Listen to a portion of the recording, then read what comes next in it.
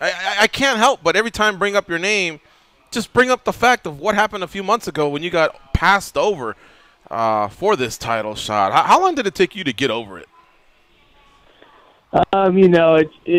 I'm not one to kind of dwell and cry about it, so I got over it pretty quickly when I learned I had a fight, and I was fighting a name like Rashad, but it does suck, to have the last two guys get title shots, off a loss. But if I look at it in the positive side, going into this fight, win or lose, I still have a shot at getting a title shot. Right. And how does that feel anyway? Like yeah. knowing that. Because I've seen, another interview you did. You want to make a statement.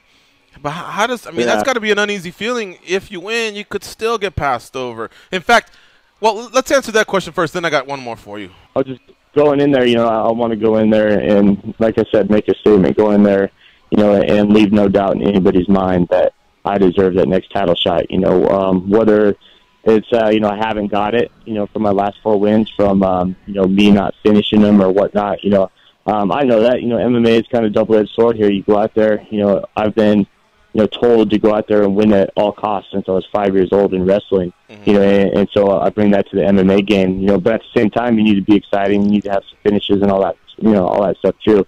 And I've been fighting top-tier guys, my whole career. Last 3 fights were guys in, top 10 and top 5. Now I'm fighting Rashad, so I just want to make this, I want to cap off that 5-fight win streak with a big name like Rashad, a former champion, do it in a impressive way where nobody can say that I don't deserve that shot.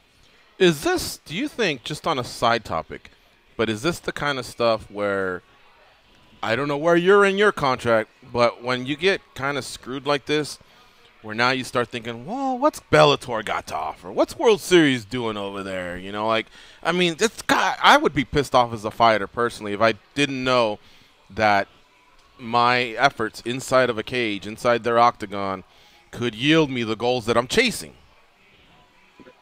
Yeah, you always have to look out for yourself, first and foremost, especially in this sport. We're all independent contractors.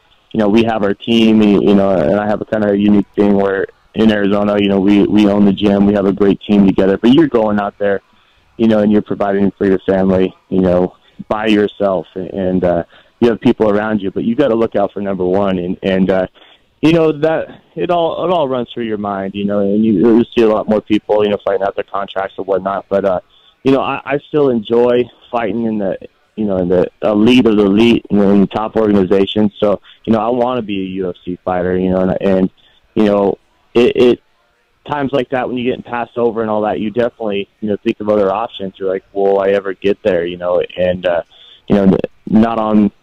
I'm doing the right things. I'm going out there winning, and, they're going to hold up their end of the bargain, So for me, that's gone through my mind. But, I got a big fight. If we weren't fighting Cormier, we didn't get that Anthony Johnson fight we're trying. And then, the Cormier fight got pulled. Then we didn't get Cormier. Gustafsson got it off a knockout loss to the guy who just lost for the title. It's a little demoralizing, but I got the Rashad fight. He's a top 5 guy. He's a former champion. And I just told myself I was just going to let everything go and go out there and beat this guy and make a statement. And then, if I don't get it then I don't know what to do.